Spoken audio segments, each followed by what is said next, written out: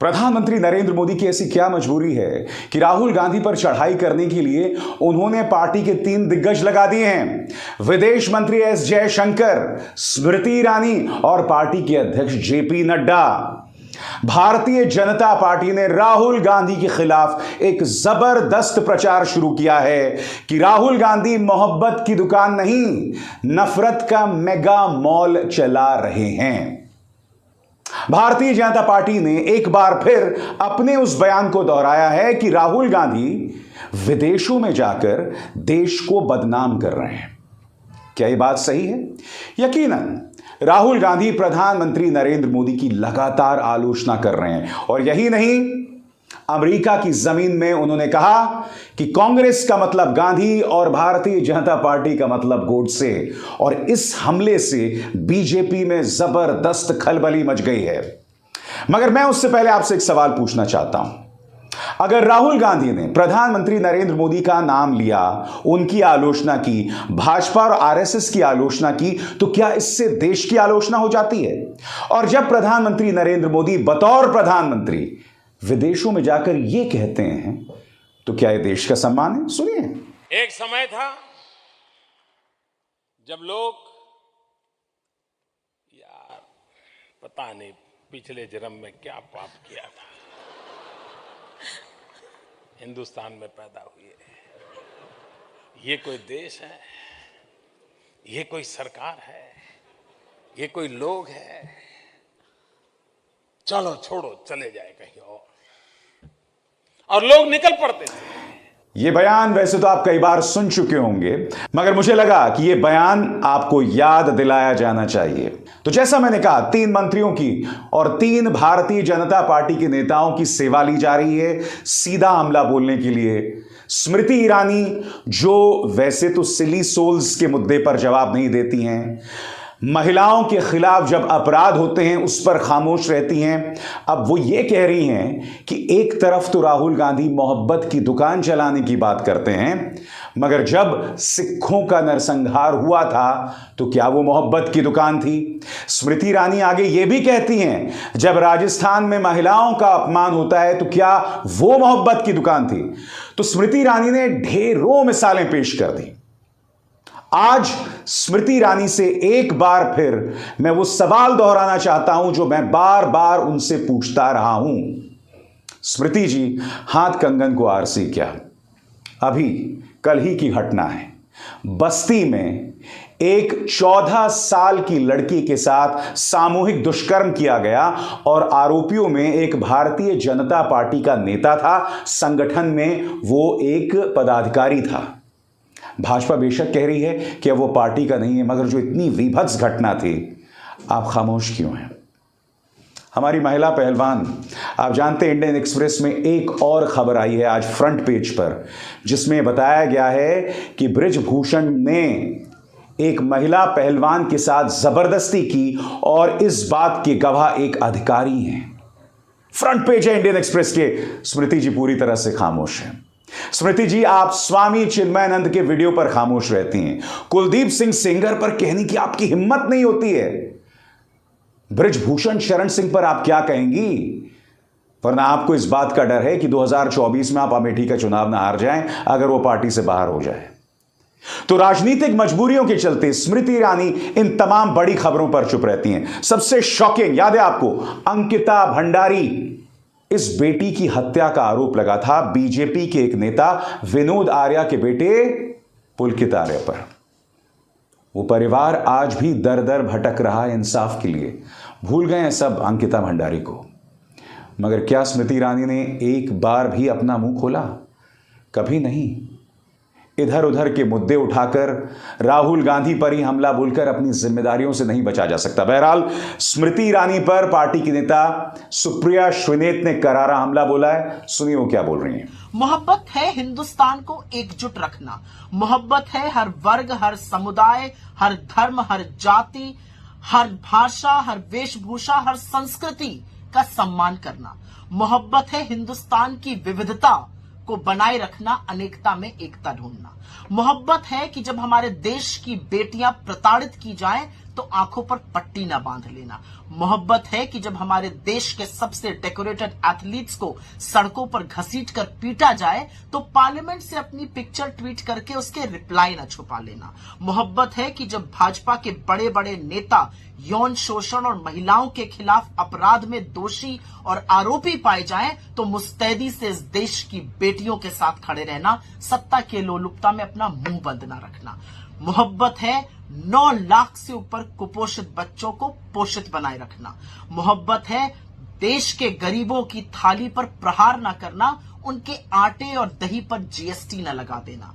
मोहब्बत है कि जब रेल दुर्घटना में 288 लोगों की मौत हो जाए तो सरकार की जवाबदेही और जिम्मेदारी तय करना, बगले झांककर पीआर न करना। मोहब्बत है इस देश के प्रजातंत्र को और पुरजोर बनाना और मजबूत बनाना, हर चीज पर जबानी जमा खर्च ना करना। और अंततोगत्वा तो स्मृति जी, मोहब्बत गांधी और गोडसे की लड़ाई पे आके थम जाती है। मोहब्बत है गांधी के सत्य, अहिंसा और प्रेम के साथ खड़े रहना। आप तो खड़ी गोडसे के साथ हैं। एक बार जरूर हमारे नारे में बुलंद आवाज से नारा जोड़िए, नाथूराम गोडसे मुर्दाबाद। यकीन मानिए मोहब्बत का अनुभव आपको तभी होगा। और जाते जाते आपको एक बात और कहती हूं स्मृति जी, इतना नफरत, इतना गुस्सा थूक दीजिए, क्योंकि मोहब्बत एक लफ्ज मैंने है जाना, सिमटे तो दिले आशिक, फैले तो जमाना।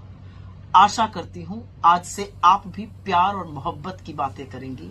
तो जैसे मैंने कहा ना, 3 मंत्रियों को, 3 नेताओं को लगाया गया है। जेपी नड्डा, पार्टी के अध्यक्ष, स्मृति ईरानी और देश के विदेश मंत्री एस जयशंकर। मगर जो बात नड्डा साहब ने कही ना, आप हंस हंस के लोटपोट हो जाएंगे। नड्डा साहब ये कह रहे हैं कि कांग्रेस हिंदुओं और मुसलमानों में बंटवारा पैदा करने की कोशिश करती है। सुनिए मानवर क्या कह रहे हैं। आप हिंदू मुस्लिम को डिवाइड करने की बात करते हैं और एक तरीके से विभाजन के समाज में डिवीजन हो, इस बात को आप प्रयास करते हैं। और ऊपर से आप कहते हैं कि हम मोहब्बत की दुकान चला रहे हैं। अरे आप नफरत का मेगा शॉपिंग मॉल खोल करके बैठे हैं। अरे नड्डा साहब, आपकी इस बात का विश्वास तो आपके अंधभक्त नहीं करेंगे। मुझे ये बतलाइए, चाहे प्रधानमंत्री हो, मुख्यमंत्री आदित्यनाथ हो, अमित शाह हो, इनकी हर चुनावी रैली से मैं आपको ढेरों बयान दिखा सकता हूं जहां इतने बड़े पद पर आसीन लोग हिंदुओं और मुसलमानों में बंटवारे की बात कर रहे हैं। बड़ा प्रश्न ये कि राहुल गांधी ने बिल्किस बानो के पक्ष में आवाज उठाई है। वो बिल्किस बानो जिसके लिए कोई नहीं बोलता है। क्यों? क्योंकि अधिकतर पॉलिटिकल पार्टीज मुसलमान विक्टिम्स पर अपनी बात कहने से डरते हैं। उन्हें इस बात का डर है कहीं उनके वोट ना कट जाएं। याद है आपको, आम आदमी पार्टी के नेता मनीष सिसोदिया से बार बार पूछा गया था बिल्किस बानो के बारे में, उन्होंने कुछ नहीं कहा। अरविंद केजरीवाल ने गुजरात के चुनाव में कुछ नहीं कहा। ये राहुल गांधी ही थे जो बगैर डरे अल्पसंख्यकों पर जो हमले होते हैं उस पर अपनी बयान रखते हैं, बगैर इस बात से डरे कि उनके वोट कट सकते हैं। तो आप जो ये बात कह रहे हैं वो बात बिल्कुल हजम नहीं होती है। और मैंने आपको मिसाल दी, चाहे प्रधानमंत्री हो, मुख्यमंत्री आदित्यनाथ हो, जिन्होंने उत्तर प्रदेश के चुनावों में यह तक कह दिया था कि यह चुनाव 80% बनाम 20% है।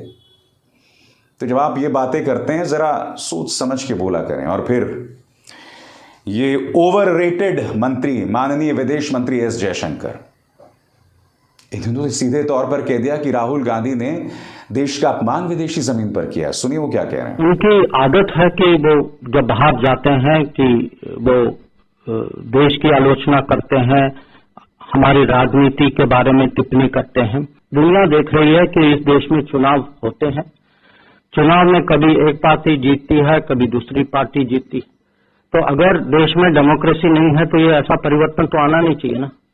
हर चुनाव का रिजल्ट एक ही होना चाहिए। ये पूरा नैरेटिव जो है ये हमारे यहाँ एक देश में नैरेटिव बना है, और जब ये नैरेटिव देश में नहीं चलता या कम चलता है तो इसको बाहर ले जाते हैं। और उनकी अपेक्षा है कि बाहर का सपोर्ट जो है वो देश में चलेगा। हमारे यहाँ डेमोक्रेसी है, आपका कुछ भी होगा, मेरा कुछ भी होगा, आपकी पॉलिटिक्स कुछ होगी, हमारी कुछ होगी। हमें देश में जो करें मुझे इसमें कोई इतराज नहीं, पर मुझे नहीं लगता कि बाहर जाके देश की पॉलिटिक्स को बाहर ले जाना देश के हित में। मैं आपसे फिर पूछना चाहता हूं, क्या प्रधानमंत्री नरेंद्र मोदी की आलोचना, क्या बीजेपी की आलोचना, क्या आरएसएस की आलोचना देश का अपमान है? नहीं है। मिस्टर एस जयशंकर, आप जेएनयू जैसे यूनिवर्सिटी से पढ़े हैं, आप एक सिविल सर्वेंट रहे हैं। कांग्रेस के जमाने में आपको चीन, अमेरिका जैसी इंपॉर्टेंट पोस्टिंग्स दी गई थी। कम से कम आपको व्हाट्सएप यूनिवर्सिटी वाली वाहियात बातें नहीं करनी चाहिए, अनर्गल बातें नहीं करनी चाहिए। और क्यों नहीं करनी चाहिए मैं आपको बताता हूं, क्योंकि राहुल गांधी ने देश का अपमान कहीं नहीं किया है। राहुल गांधी सिर्फ आरएसएस, बीजेपी और प्रधानमंत्री नरेंद्र मोदी की आलोचना कर रहे हैं। और मैं आपको याद दिलाना चाहूंगा, पार्टी के एक दिग्गज अरुण जेटली ने संसद के अंदर खड़े होकर यह बात कही थी कि विदेशी जमीन पर जाकर अगर आप अपने सरकार की आलोचना करते हैं तो उसमें कोई दिक्कत नहीं है। सुनिए उन्होंने क्या कहा। 1975 में दुनिया भर में घूमते थे, जो उस वक्त मानवीय अधिकारों का उल्लंघन हो रहा था, उसके खिलाफ प्रचार करने के लिए। ऐसा आप लोग लगातार करते रहे और कार्यक्रम की शुरुआत में मैंने आपको दिखलाया प्रधानमंत्री ने क्या कहा था। तो इस तरह की अनर्गल बातों से बचें। तो एक तरफ तो दोस्तों प्रधानमंत्री नरेंद्र मोदी ने इन 3 मंत्रियों को लगाया है, अब दूसरी तरफ जो उनका पालतू पत्रकार है वो इस तरह का प्रोपेगेंडा चला रहा है। और ये प्रोपेगेंडा क्या है दोस्तों, कि राहुल गांधी की एक अमेरिकी विदेश मंत्रालय के अधिकारी से बैठक हुई, मुलाकात हुई, राहुल सीक्रेट मीट। अब मैं आपसे समझना चाहता हूं दोस्तों, अगर उनकी मुलाकात हुई भी है तो इसमें क्या गड़बड़ है, मुझे बताइए ना। मैं आपको एक बात बतलाता हूं कि आप जानते हैं जब प्रधानमंत्री नरेंद्र मोदी मुख्यमंत्री गुजरात हुआ करते थे तब वो चीन गए थे आधा दर्जन बार। काम से गए होंगे ना। मगर अगर कोई कांग्रेस का नेता इस तरह से चीन जाता तो प्रोपेगेंडा शुरू हो जाता। अब राहुल गांधी के एक अमेरिकी विदेश मंत्रालय के अधिकारी से मुलाकात की, अब उस पर कार्यक्रम कर रहे हैं साहब। उनकी मुलाकात किसी आतंकवादी से नहीं हुई है। मैं ये समझना चाहता हूं इस मुलाकात में गड़बड़ क्या है, मगर हां एक भौकाल बनाना है। क्योंकि होता क्या है ना दोस्तों, ये हिटलर के प्रचार तंत्र की खासियत थी कि एक झूठ को बार बार दोहराओ, बार बार कहो कि राहुल गांधी ने विदेशी जमीन पर देश का अपमान किया है, देश का अपमान किया है, देश का अपमान किया है। क्योंकि आपको याद होगा लंदन केम्ब्रिज के वक्त से ही, जब वो लंदन केम्ब्रिज गए थे उसी के बाद से यह प्रचार शुरू हुआ था। या ये कहा जाए इस प्रचार की शुरुआत राहुल गांधी की भारत जोड़ो यात्रा से शुरू हो गई थी, क्योंकि उसको लेकर जबरदस्त प्रतिक्रिया मिली थी। मैं एक और चीज कहना चाहता हूं, विदेश मंत्री कहते हैं कि साहब कांग्रेस चुनाव नहीं जीत पाती है और फिर बाहर जाके कुछ कहती है। मैं आपको याद दिलाना चाहूंगा, पूरा जोर आपने लगा दिया था कर्नाटक के चुनावों में, आपको 60 के आसपास सीटें मिली थी और कांग्रेस को 130 से ज्यादा, आपसे डबल सीटें मिली थी। तो यह मत कहिए कि कांग्रेस चुनाव नहीं जीत रही है, हिमाचल भूल गए आप। तो कहने का अर्थ यह है कि यह जो झूठ है ना, उसे कहना बंद कीजिए। आप विदेश मंत्री हैं, कोई 2 रुपल्ली ट्रोल नहीं है।